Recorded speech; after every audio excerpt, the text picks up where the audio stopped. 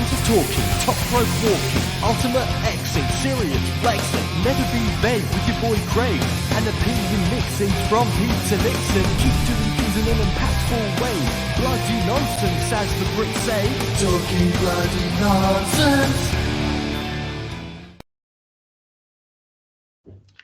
Yes, it's me. It's the M.I.C. Craig, aka Mr. Impact.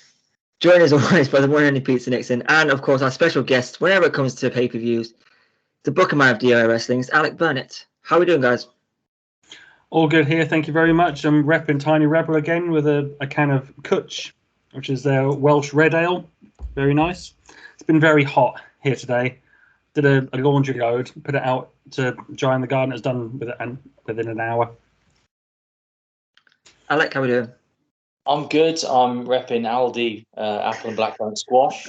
That's good. Okay, for making plugs. Yeah. Strong bro, of course. Because well, it was cheap. I'll take my Aldi squash. cheap for my co-op anyway.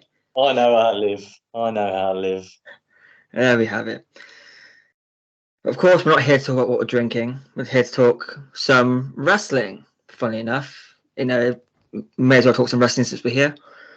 And coming up this Friday night, Saturday morning for wrestling here in the UK, it is of course Emergence. The card has been announced. There may be one or two added for tonight, but as we record here on Wednesday, this is the card. We're up to date. And I guess we'll take it match by match. We'll go through it, give our predictions along the way, and then we'll talk some DOA wrestling. If you're ready, we'll kick off with some Emergence. We'll start off with the Knockouts World Tag Team titles. Rosemary and Havoc, Ragnarok, Rosemary and Taya Ragnarok. I've been away for a week and it's all gone. Rosemary and Taya. I've only had one and a half. Rosemary and Taya with Jessica take on Vexed of Deonna Purrazzo and Chelsea Green for the Knockouts World Tag Team titles. We'll take it match by match. And Alec, you want to kick us off? How have you found the build up to this match? Excited for it, and who do you see coming out as the winners? I think that Taya and Rosemary will likely retain.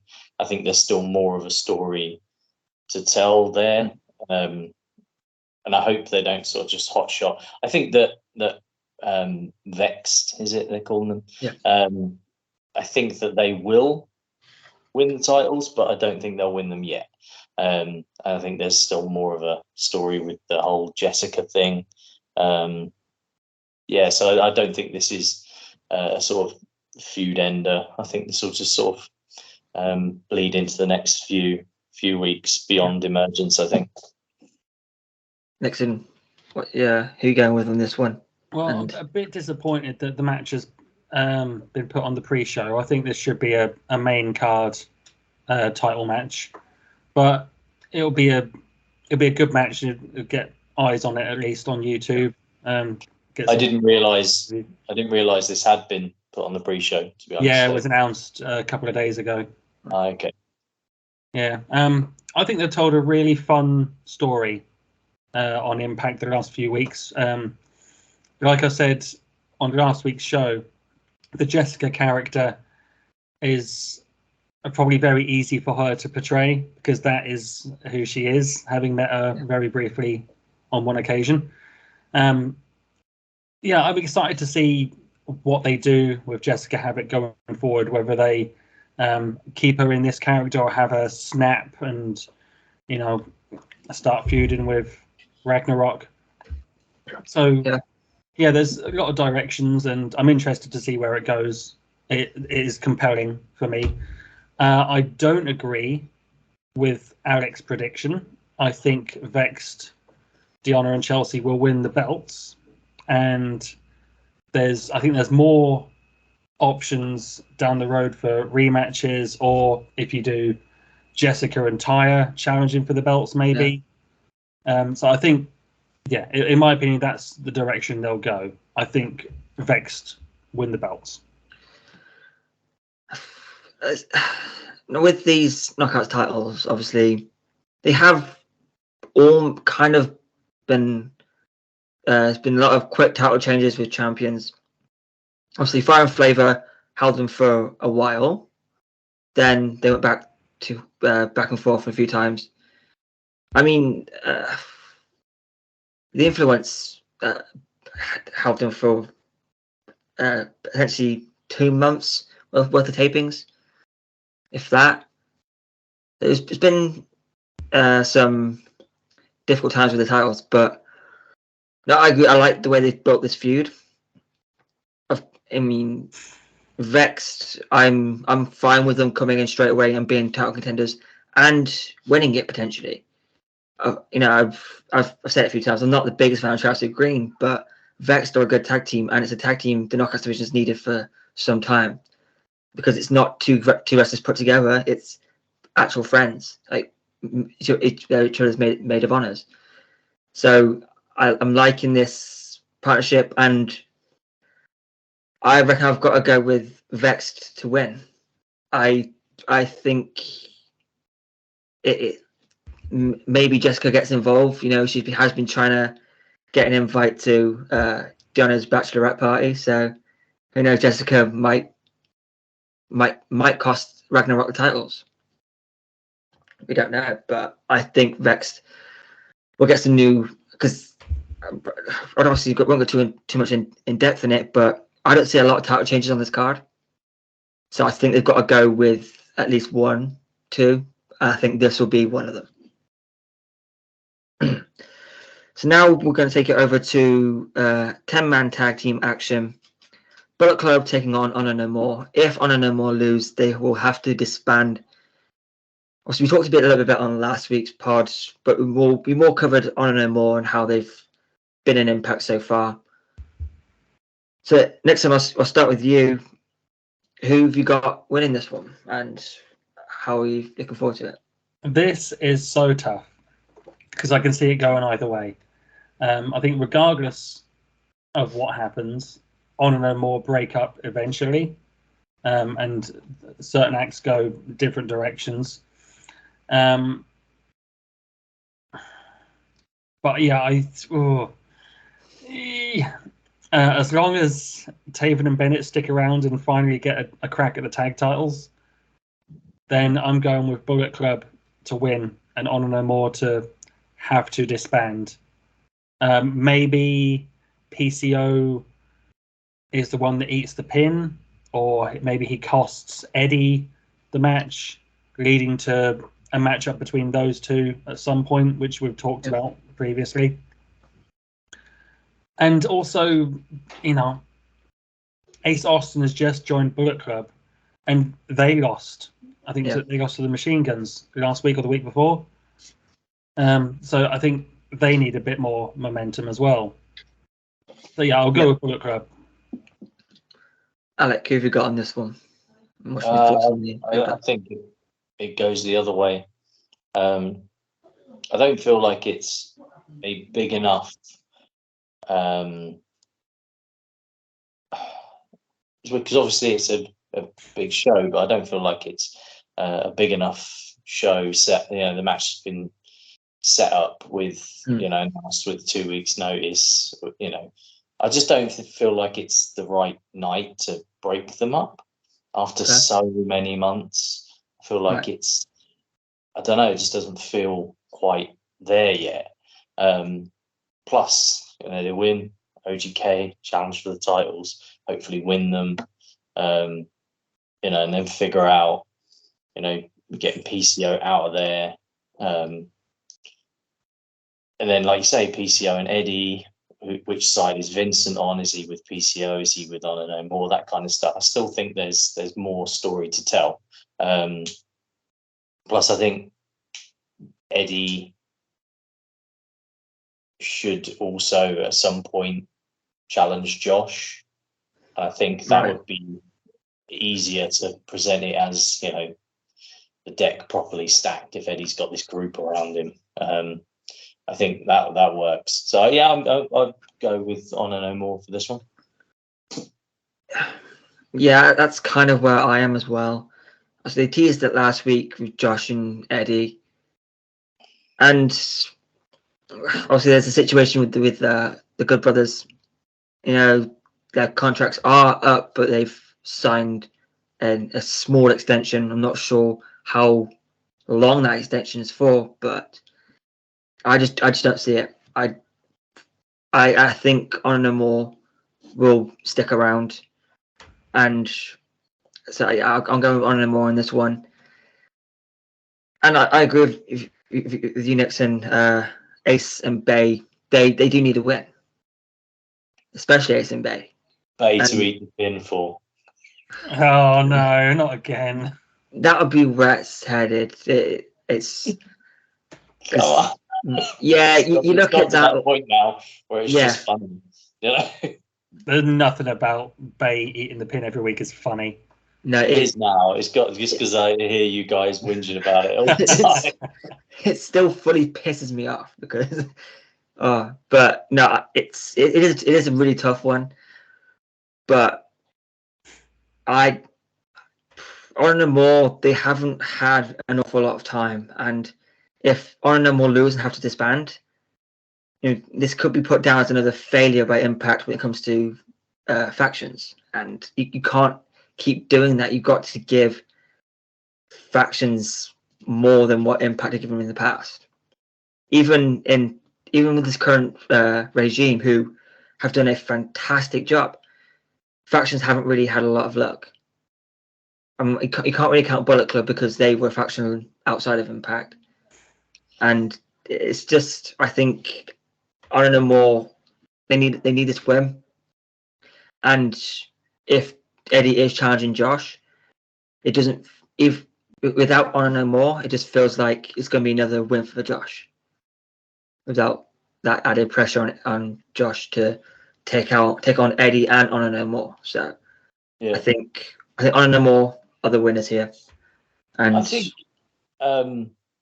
why this popped into my head. I think it would be a really cool idea. Is even if it's an episode of Impact, but like a special where do you remember the old when they did the NWO pay-per-view and it was all NWO versus WCW guys? If it was Honor No More versus Impact throughout the entire show, which is then main evented by Josh and Eddie, and if they lose sort of more matches, and that come back down to the tiebreaker or whatever.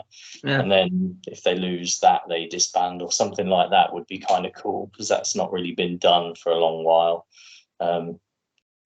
Won't happen. But I'd love to see that. I think that'd be really fun. Yeah.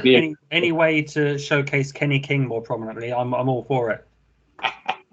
I mean, it'd be very cool to see, but I mean, for me, I've always had especially with last week, I thought it would be cool if they want to make Josh even more legit, have him run the gauntlet against Honor No More. I think that would be something if they want to build up Josh, and if Honor No More win, Eddie gets a title shot about for glory, like that. So I'd have thought about. So Chris Bay against Kenny King, that's the only match that Chris Bay should win. Excuse me. Anywho, let's move on now to the Exhibition Championship. Taking place tonight on Impact if you're watching on Thursday. Rocky Romero versus Speedman Mike Bailey for the Exhibition Championship, which is going to be a banger. The winner of that match then goes on to Emergence to face Jack Evans. Who do you see winning tonight? And who do you see winning out of the champion and Evans? Alec, want to go for this one? Yeah, I think Speedball wins both. I don't really see. There's no build to him and Jack Evans. Obviously, Jack Evans missed the previous pay-per-view that he was meant to be in. I don't think that the plan there was Jack Evans winning that Ultimate X match that he missed. That's the only other logical reason that he would win it now is that if he was the original plan. But there was no reason for that to be the case. I think that I'm more looking forward to Speedball and Rocky than I am Jack Evans. Yeah. I'm not the biggest Jack Evans fan, although I'm more interested in that than seeing Jack Evans in like a big multi-man scramble thing. I'm looking forward to it as a singles, which I'm more a fan of generally anyway. I think Speedball wins both. And the challenges, like him defending it all the time, have been really good. I think really entertaining and really sort of establishing him as a sort of fighting champion and stuff. Hopefully, that'll go for another few weeks, and then we'll start to see an actual feud, a real sort of program as we head towards sort of Bound for Glory, which hopefully will be again a singles match where there's an actual feud there for the belt, as opposed to, oh, here comes a pay-per-view, let's throw loads of them in, which tends to happen. Yeah. Nixon, who you got on this one in both matches? Totally agree with Alec. Speedball beats Rocky tonight on Impact, and then I would say handily beats Jack Evans at Emergence. Jack is he's an interesting one because he was in AEW, but in a tag team capacity. Didn't really do. I don't think I saw him do any singles matches from what I saw. So it'd be interesting to see him in a singles environment in a one-on-one match as opposed to a big multi-man scramble, and see how Jack and Speedball interact, because there's a really cool clash of styles there. But yeah, no way Jack wins the belt from Speedball. Like Alec said, Speedball takes it to Bound for Glory, where hopefully there's a feud and it's a singles match. I wouldn't even settle for a three-way. Give me a singles match for once. 100%. Yeah, I've got to agree with you both on this one. Speedball will absolutely win both matches. I mean, Rocky, now has faced 3 X Division champions in a row. He's faced them all, and they've had great matches. Trey Miguel, Ace Austin, and now obviously Speedball. But as far as Jack Evans goes, we covered this for Slammiversary when Jack was still a part of the match. But I haven't seen a lot of Jack Evans to really form much of an opinion. I have seen him a couple of Impact matches he's had. I saw his debut in AEW, and that was about it. But no, if Speedball loses here, what was the point of that moment at Slammiversary?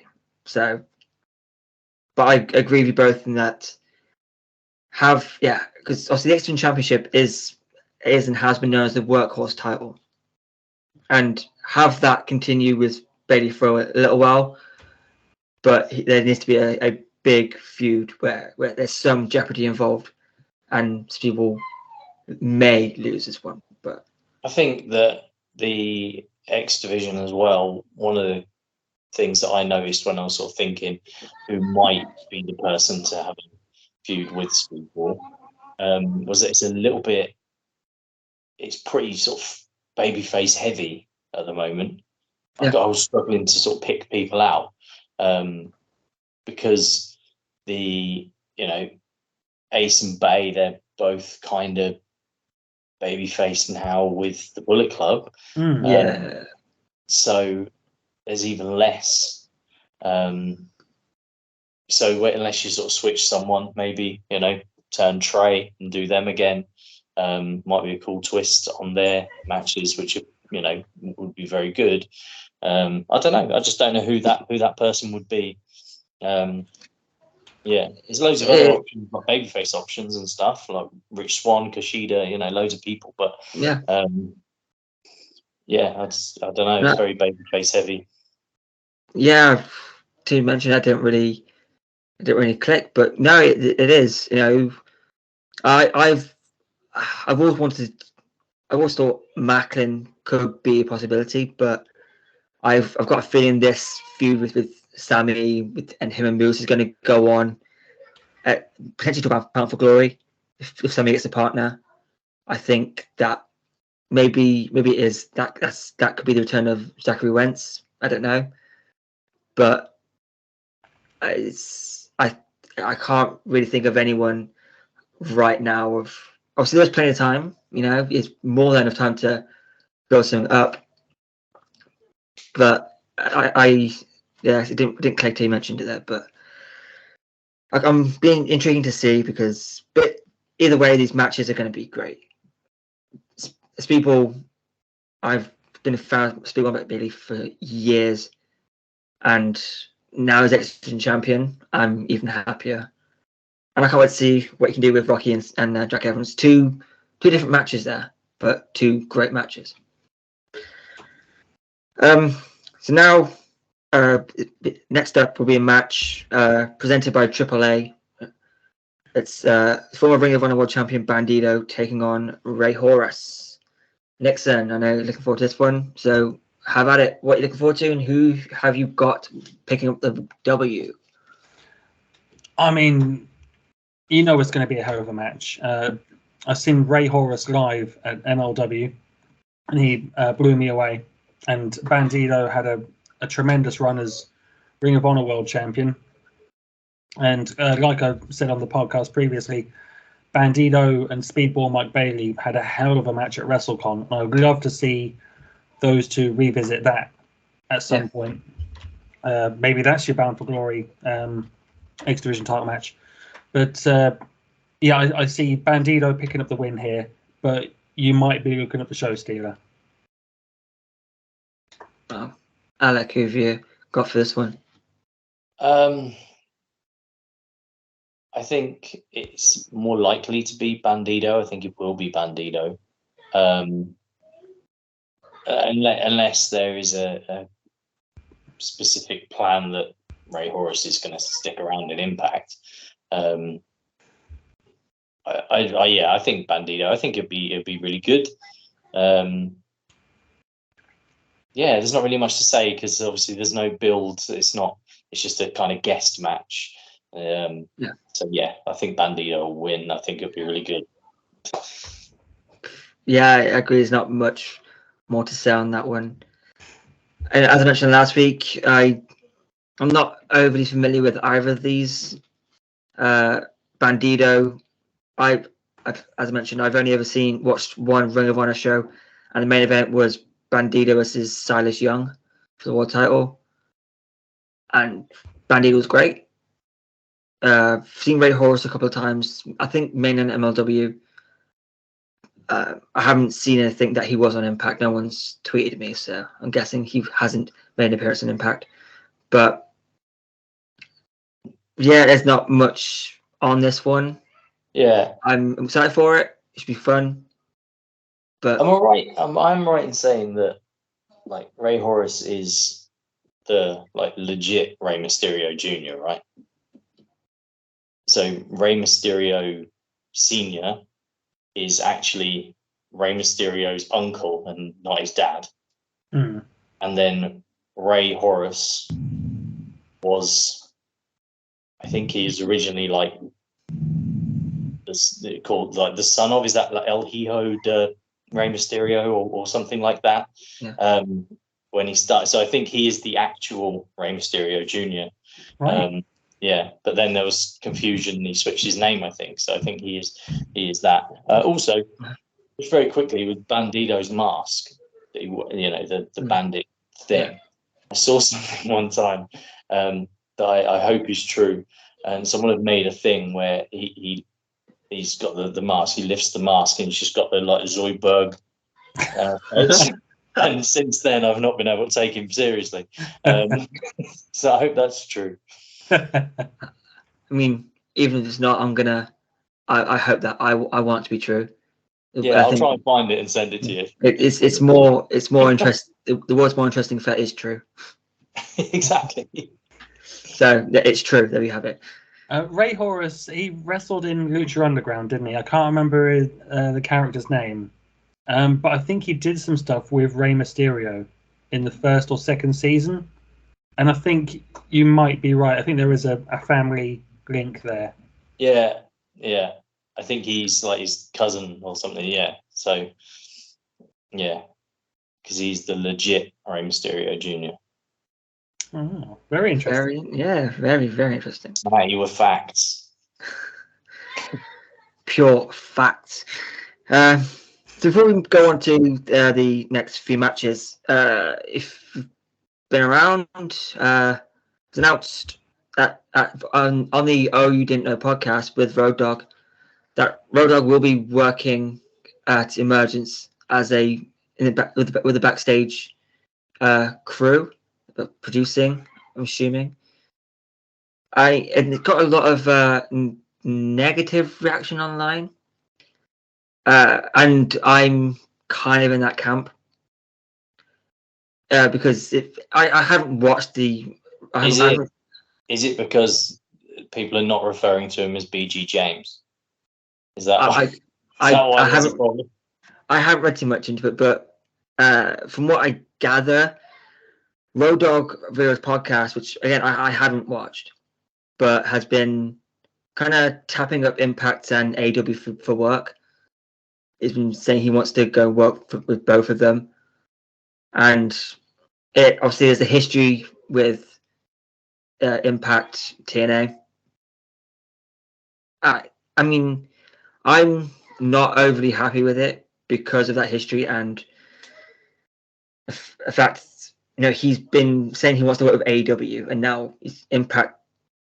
It's just still an issue I have, I guess. But what's your guys' take on Road Dogg? Is it a good hire? Should it be a permanent? So I know he's got the history with NXT and how much he helped there. What's your guys' take on it? Alec, want to give your quick take on Road Dogg coming into work for Impact again? I don't see any problem with it. He's on his podcast and he's out of work, so why wouldn't he pitch himself to work for any of the companies? I want to work for AEW, I want to work for Impact, I want to work or wherever. I think that's quite common. People that are free agents and are looking for work, they're going to say, "Oh, I'd love to work with these people. I'd love," you see it with talent. They'll say, "Here's a list of all the people I want to work against," or it's not any different. Obviously, he's not in the ring anymore, and he's been touting for work, and he's experienced. He has a history with Impact. I don't see any problem with it at all. I think it's fine. Like I say, he's an experienced guy. He's he's coming in as a sort of agent or creative or whatever. I don't see a problem with it at all. Next for sure, feeling on it. Considering he's coming back to his old stomping ground of TNA, can we please refer to him as his initial TNA gimmick of B Jizzle going forward? Sure. Yeah. Yep. Sure. Official. There we have it. Or the Bullet. Out there. So, I don't have a problem with it.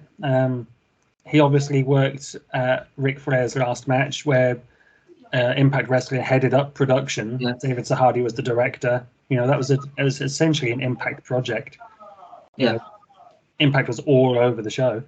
So he obviously made or reacquainted himself with Scott D'Amore and whoever else. If D'Amore or David Sahadi or whoever thinks Road Dogg, B Jizzle, would be a good fit for production, then go for it. Maybe it's a long-term hire. Maybe it's just for the Chicago tapings. And maybe then he'll go off to AEW and be with his mate K to the I to the Pizzle. I don't think King Mafia for life. Yes, exactly. I don't think you'll even notice Road Dogg B Jizzle's influence on the show because he'll literally just be there, producing. Yeah. Yeah, I think my issue is the stuff he said about Impact on his podcast. I think that's. But now he wants to work with them. It's an interesting one. But now it's Enlighten me, Craig. What has he said about Impact? Obviously he brought up the $1 million challenge, and from what again I haven't watched it. I've seen little clips, and it doesn't seem to be positive towards Impact. But maybe I'm just reading too much into it. But was he saying that about TNA from 15 years ago? Yeah, I'm assuming so. Yeah, it's a totally different company now. I don't even factor those comments in. No, it's just a thing, I guess. That wants to work with Impact. It's just interesting considering he seemed to be heading to AW. And he did block me a few years ago on a different account. So that's all coming out now. It's a Shark Boy incident then. Yeah, it is. Not as bad, but yeah. It's personal. That's what it is. Yeah. Same Chelsea Green, she blocked me as well. But yeah, I think but it is just for Emergence. It's not, as far as I'm aware, it's not for tapings afterwards. It's just the night of Emergence, and then I guess we'll see where it goes. But now we move on. Now we get back on track to the rest of the card. We have Jordan Grace taking on Mia Yim for the Knockouts title. Nixon, where are you going with this one? I think this will be a hell of a match. I don't know if they've wrestled each other before. Anyone know? Maybe I can't imagine they have. Apart from in the Queen of the Mountain match, I can't think of an occasion where they've touched. One-on-one. So yeah, I'm looking forward to this one. I think it'll be a really good match. I can't see Jordan losing it just yet, but then I can also see Mia winning it soon. But I think there's an outside chance here that Jordan starts a slow heel turn, and maybe this match will be the catalyst for that. Yeah, I think Jordan retains, but Mia wins the belt soon. Alec, who are you going with? Yeah, pretty much the same. I'm not necessarily with regards to the heel turn, but I think Jordan has to retain. I think it will be really good, though. I agree with that entirely. And it's one of the matches on the card that I'm most looking forward to. Yeah, I'll go with all of that. I think Jordan will retain. Although I wouldn't mind seeing this feud go a little bit longer. I think it can. There's got to be some other directions they can go with it. Especially if we don't know how long Mia Yim is in Impact for. Obviously, when she first came, she said she wants to retire with Impact. We don't know how long she's gonna stick around, but going into Emergence, I don't see it happening there. I think Mia Yim will win the Knockouts title before she retires, but again, obviously, we don't know how long she's planned to stay with Impact for. But I'm going with Jordan, and I can see a heel turn in the works. I think I understand it. It's been a long time coming. It should have come with the Rachel Ellering stuff. Obviously, didn't. Now I think maybe they can work back up to it again and pull the trigger on it. But we'll have to wait and see. So now we move on to one of the most recently announced matches, and we're going to go straight to Alec because it's Steve Macklin taking on Sami Callihan. Why is this funny? I'm pulling for Macklin. I think that's pretty obvious. Yeah. And I think he will win. Because I mean, obviously, perhaps Moose is involved, but I think Macklin should win, because otherwise it kind of just stops it dead if he just gets beat in the first thing.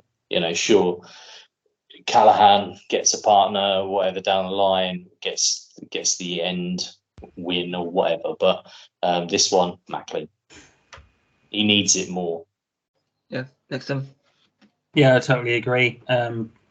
Steve Macklin's been on a hell of a roll, but he seems to have fizzled out a little bit in these last couple of months. Plateaued, hasn't he? Yeah, considering he was and Chris Bay both jobbed out in the reverse battle royal at Slammiversary.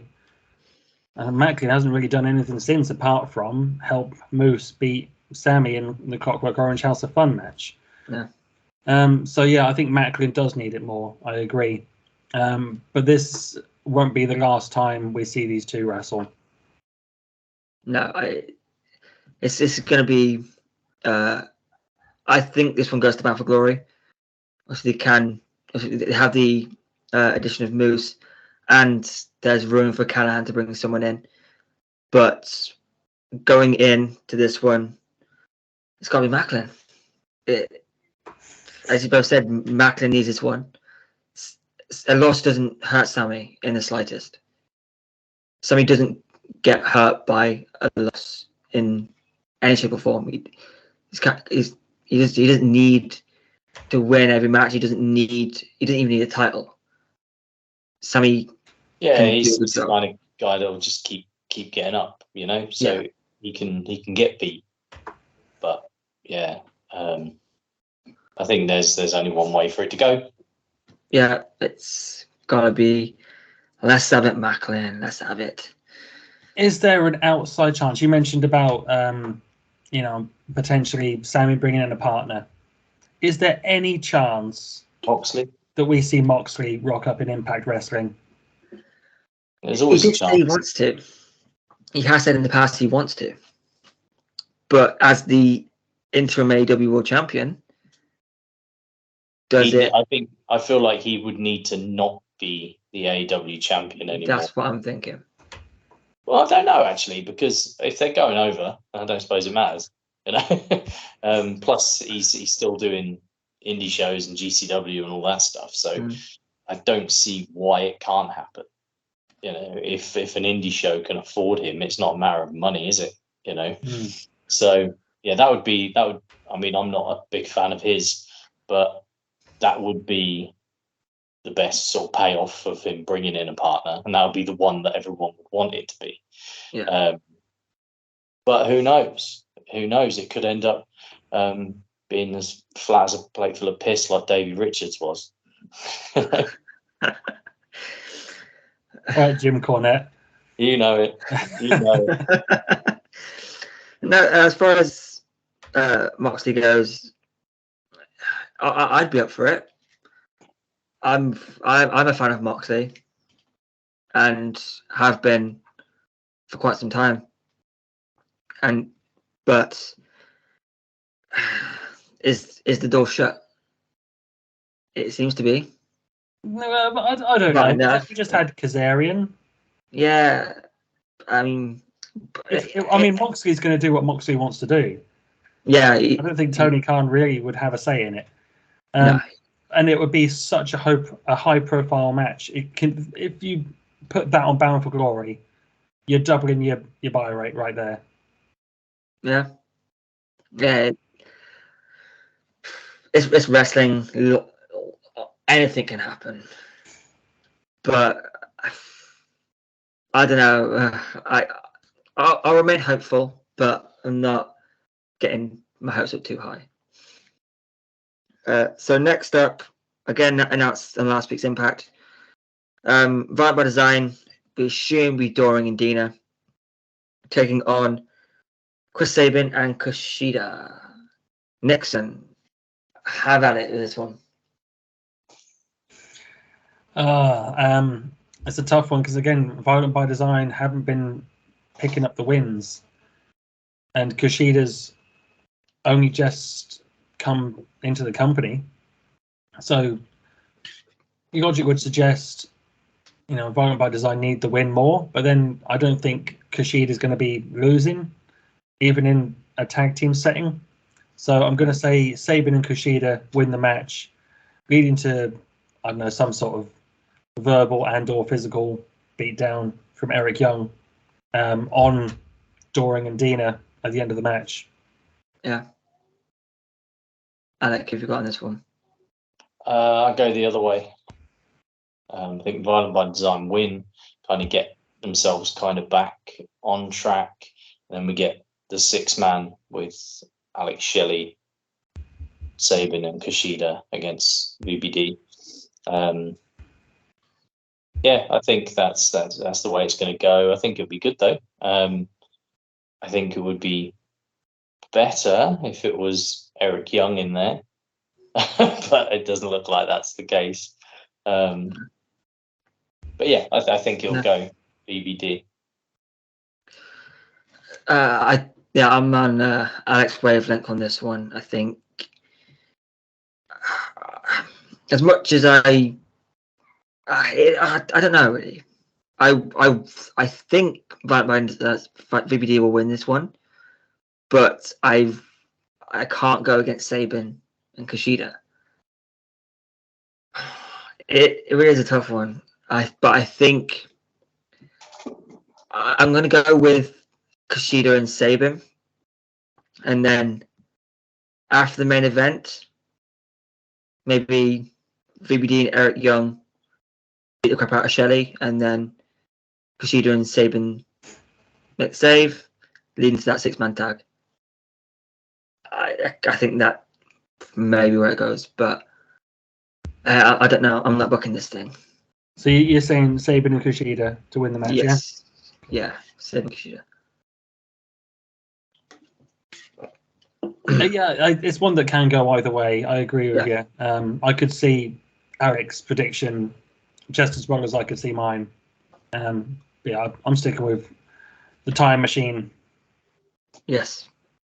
So now we're going to go to the main event. Josh Alexander defends the Impact World Championship against Alex Shelley. Alex Shelley's first opportunity at the Impact World Championship. Josh Alexander on a run. Where do you see this one going? Nixon, where is this one going? I think this will be the best match on the show, as it should be. It's the main event. It's the world title match. It's such a cool clash of styles because we know Josh can wrestle, and Shelley is one of the best mat technicians in the world right now. Josh also has, that hard-hitting style in his game, but Shelley can also fly. So it's a really cool clash of styles, and I'm really looking forward to seeing it. Having said that, there's only one way this one goes. I can't see Alex Shelley winning the championship from Josh Alexander. Josh needs to carry the belt at least until Bound for Glory, and I would say beyond Bound for Glory. I'd love to see Josh hold the belt for 2 years straight. Yeah, Alec. I mean, for me, Josh wins. I think that's pretty black and white. But what concerns me is that over the last few weeks, they've done more to make me give a shit about Alex Shelley than they have Josh. And it's not, and I know that they're trying to get across that he is a legit contender. That's the point they're trying to make. And they've done a fantastic job of making you believe that this is a legit main event and he deserves to be in it, and it's going to be really good, and it will be. My fear is that, yes, Josh delivers every time in the big matches, absolutely, but he's bland as shit. Like, I'm getting bored of him.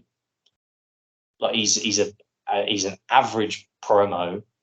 He doesn't really do a lot. He delivers in the big matches, which is great, and I love watching his matches. Yeah. But there's something that's just a little bit bland, and I just wonder how long it goes with him as I almost feel a little. I know it's not running through challengers quite as quickly as Speedball is, but it's like Challenger of the Month, and I don't know. It just I'm getting bored of him as champion already, and I didn't want that to be the case. And I think that is quite often the case in that the chase is better than the reign a lot with baby faces, unless your name's Peter Nixon. But yeah, I don't know. I'm just kind of worried that it's going to get a bit boring. So hopefully they heat up the right challenger into a proper program. We can see a real sort of, see something else out of Josh. Getting fired up, heading into Bound for Glory, because it's a bit bland at the minute. But the match will be really good. So I don't want to say that it won't be. I mean, I'm trying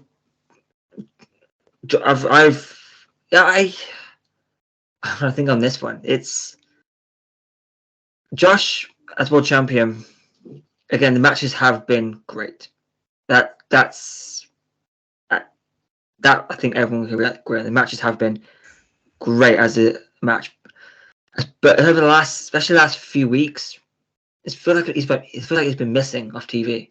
He's been on TV, but he's almost been missing. He'll get 2 minutes, maybe a week, if he's lucky. Obviously, he had a match against Shearer, but that was over before it even begun. And like you doesn't have to be like, if he's not in a match, he doesn't have to be in some in-ring long promo boring people, and it doesn't have to be all that, but literally just a little 2-minute video of him and his matches and his rise to the top. The type of hype they've been doing for Alex Shelley, but just get across to people why this guy's the top guy. If you're tuning in for the first time, he doesn't feel like the most important person there, which is what he should feel like. That's my only real point with it.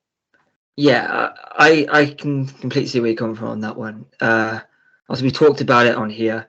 It hasn't really been a legitimate contender for Josh as a world champion. No one you've going into a pay-per-view believe can actually dethrone Josh. And even though they've all been, like I said, the name value in defenses has been great. The name value of the challengers for Josh, we said it before, you can go with Ishii, you can go with Moose, you can go with Eric Young. Those, and now actually, those are some big names. And when you look back whenever the title run comes to an end, and you look back in the record books, and you see that list of names, you'd think that was being one hell of a title run. But like I said, over the last few weeks, he hasn't really been there. You'll catch a glimpse of him backstage, having maybe doing I think he's given one backstage interview. No, he crashed at Shelley's backstage interview. I think that was the most we've seen him on TV, apart from the Shearer match. But I do agree that Shelley has got the lion's share of the hype for this one, and Josh hasn't really gotten much in. Well, yeah, to further that point, in the TNA IW Power Rankings, Josh Alexander was number one for so long. He's down to fourth this week, purely because, he's not in the forefront of people's minds at the moment. Right. Yeah, and from the day he won the world title, even though the rankings, it's still being voted for by people watching the show. And Josh, from day one, second he won the title, he was number one every week. But now he's dropping because there's not a lot. We're not seeing a lot of him. We're not seeing enough of him. If he was going to lose, if he was going to beat Shearer anyway, you could have made it a title match. If he was going to win anyway, I don't. Although obviously the argument can be made Shearer hasn't earned a world title shot, but I don't know. Although as far as predictions go, Josh will win. Josh is going to retain the world title. It's just after that, then what? And that's the issue for me. Then what? What's next? Well, there'll be a couple of Impact Plus specials before Bound for Glory, won't there? Yeah, it'll be a couple. One in August. September. You're definitely going to have one September. Yeah. But whether it's just that one and then like a bit longer of a build into Bound for Glory. Yeah. I don't know. I mean, sure. How long? We've got 3 months of Bound for Glory. You mentioned on the Mothership, Bound for Glory series. It's right there, waiting for it. Get the BFG series going. That's an easy way for them to do it. But I guess let's wait and see. That's if they want to build up someone who's already on the roster. They might have plans to bring in a big outside name to challenge Josh at the biggest interview of the year. Yeah. I mean, we've said before, but it would be cool if it was Ospreay. Yeah. I'm very cool if it was Ospreay. Josh and Ospreay. And the thing is, if it's an outside name, that's what will get eyes on Bound for Glory. I think it depends. Like if for example they've got it up their sleeve, the Bound for Glory, it's Moose and Macklin against Callahan and Moxley, for example. I don't necessarily think you need a big outside name to go on with Josh. If you don't have that up your sleeve, then the challenger to Josh, it'd be good to have a big name come in for that show, make it feel a bit special, get some different eyes on it, which is obviously really important. Yeah, it is, and I think after Emergence, Impact needs to really focus in and figure out what they're going to do with Josh next. Who's next in the line, and really, really build this one.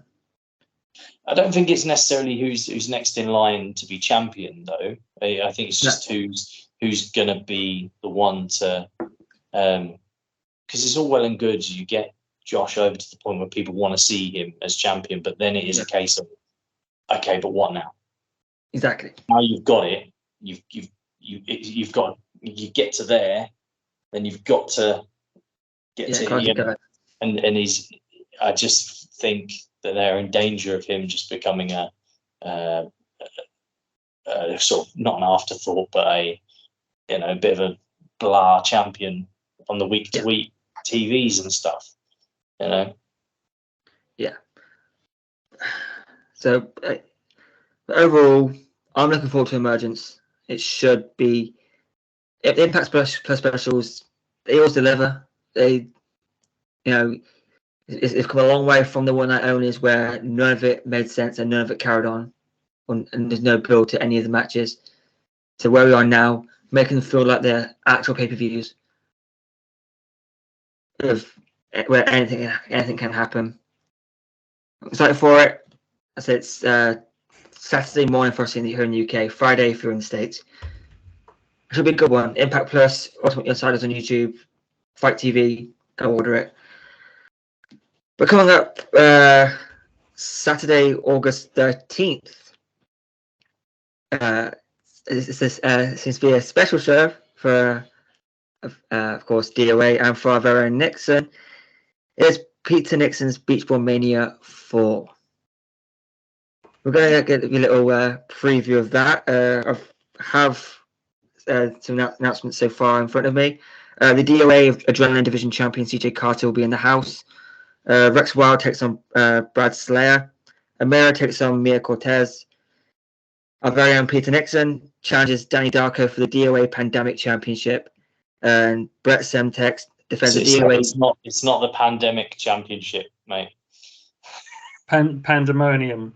Autocorrect, excuse me. Autocorrect, sorry. Did I write pandemic? Might have been autocorrect.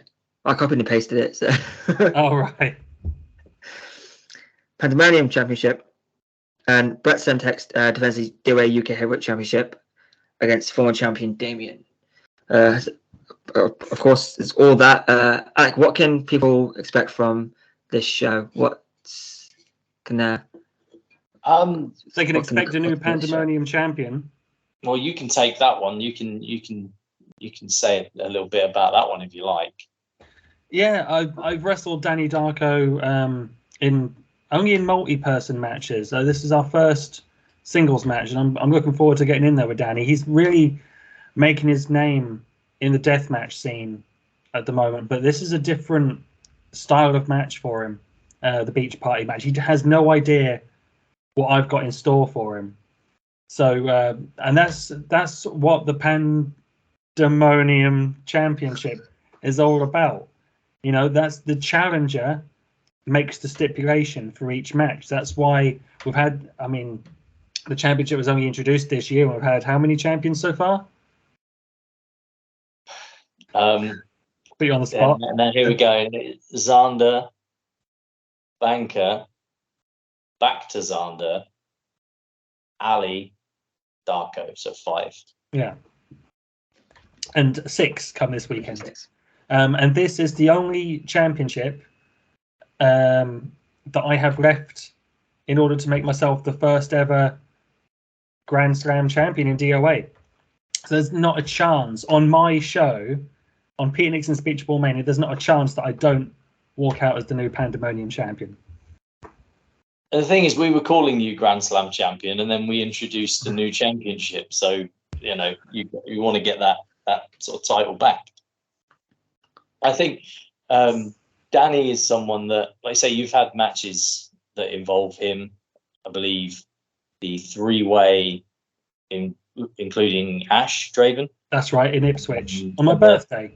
And you had a tag as well, I think, against Ashley Dunn and Darko in Cambridge. Yeah, and I think we did a 6-man tag as well with the Rebellion. Yes, yeah, of course. But it will be really interesting, the two of you one-on-one for the first time, and obviously thrown in there that it's a beach party match. So, you know, what better place than by the seaside for Beach Ball Mania? It was a massive show last year. Obviously, this is our biggest attendance ever. No, it wasn't at that point. It was. We beat it in June. Was the biggest one. Oh, Big Joe's. Yeah. Big Joe's show. Yeah.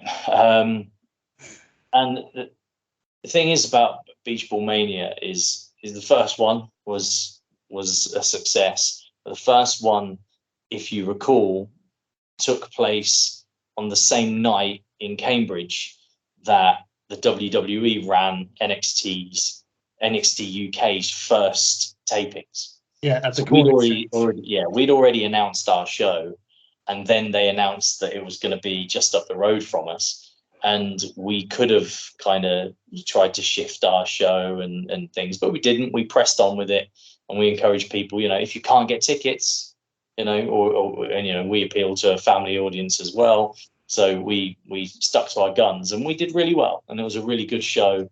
Some really good matches on there. Addy and Tim Lee was the first sort of beach party match we'd done. Shug Dunkerton was on there. Really, really good show.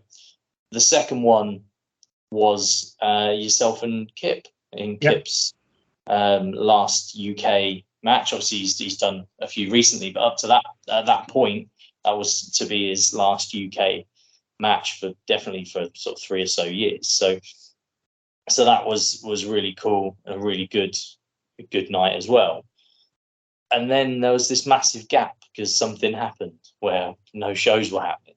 There was a bit of a pandemonium going on. There was, yeah, there was. So our first show back after the lockdowns was Beach Ball Mania 3. So it was very much a celebration of being back as well as being a big beach party. So it is the most fun show that we have all year. I said in a conversation with you, Peter, that I said in a conversation with you that quite often back in WCW, Starrcade was billed as the biggest show of the year, but Halloween Havoc always kind of had the really big matches and kind of always felt like the most fun show of the year and stuff. Exactly what Eric Bischoff says. Yeah, and I kind of liken it to that a little bit. You know, for me, it's the one I look forward to. You know, we can bill the anniversary show, you know, as the biggest show of the year, and you know, generally that's how we kind of promote it. But this is the most fun show of the year. Absolutely, we're going in, you know, to have a really, really good night on Saturday. And I think that the card's really good, and there's some matches on there that there's a few that are sort of first time matches, which always intrigues me, seeing different combinations of people. Brett Semtex was the shock new heavyweight champion at the last show in Great Yarmouth. He wasn't even scheduled to compete for that championship. Had a great main event against Big Joe, successful in that, becomes the #1 contender on his first night, gets challenged right there and then, and wins the championship on his first night in the company. But he goes straight in first defense against Damien, who is a kind of permanent fixture of like the last 7 years, former DOA heavyweight champion, probably main evented more DOA shows than probably anybody, and probably been on more than anybody. So as a first challenge, it's huge. I think as a main event, I think that's as good of a first challenge to test Semtex as we can give him. So I think it's going to be a really, really good night, a really fun night. It's going to be a hot one, I think. It's going to get a bit sweaty, but I look forward to it probably more than any other show in the year. And it is this handsome young man's idea, so Beach Ball Mania, we owe it to Peter Nixon. And for people who can't be there, it'll be streaming on Fight a few days later. So it'll be the following week that it will air on Fight. It'll be like the following Thursday. Generally is what we've been doing on Fight. The Thursday night seems to work quite nicely. We found that we tried Sundays and stuff and various things, but we found that the advertising through Fight was getting in amongst so much other competition on the weekends that we were kind of getting lost in the shuffle. Whereas if we're on a Thursday, you've then got that Monday, Tuesday, Wednesday of not many events, live events, and the new stuff going up on there. Not as much. There's obviously lots of stuff going up, but you stand less competition from the big hitters going in the week. So we found that Thursdays, we've really settled into that now as a night of the week that gets us some good viewers. And last year's Beach Ball Mania was our first big show back on Fight. And we did that night on a Thursday night, and it was around 2,500 views on the night, and then it's after that, it's obviously had its on demand. But yeah, we were blown away with that, and I think and things of Fight are happy, we're happy, the views keep going up, and I think this is going to be a really, really big show. I certainly look forward to checking it out on Fight. Wish I could be there in person, but it's a long way down from here. I have to come back on and we'll review it. Maybe. Keep an eye out for that. But that's DOA coming up this weekend. It's like the card looks stacked, and I look forward to checking it out. So is it the Drill House at 7:30 kickoff, Great Yarmouth? Saturday, August 13th. Yeah. DOAwrestling.co.uk. Just click tickets. That takes you to all of our available tickets. There are still tickets available, but they are moving. So don't risk getting them on the door. Get them beforehand to guarantee your seat, because last time we ran out of seats. So if you want to make sure you are sat comfortably, then get on the website, get the tickets ordered, and we will see you there. There you have it. I guess we will call that a podcast. This has been a podcast. Go check out everything we've got. Of course, most recently dropped last week, TBN Chats number 10 with Charlie Morgan. Go check that one out. Very fun TBN Chats. And every other TBN Chats we've done in the past, with PJ Knight to Ricky Knight Jr. to so many more incredible guests we'd be lucky to have. Obviously, go check out Max and Jeff every Sunday over on Twitch. The Power Rankings with Datir and Bert. Go check that out. And everything we have. Follow us here, there, everywhere. Facebook, Twitter, YouTube, Spotify, and wherever else you podcast. I've been at MIC. It's been the Booker Man. This has been Nixon. Until next time. Goodbye, my friends.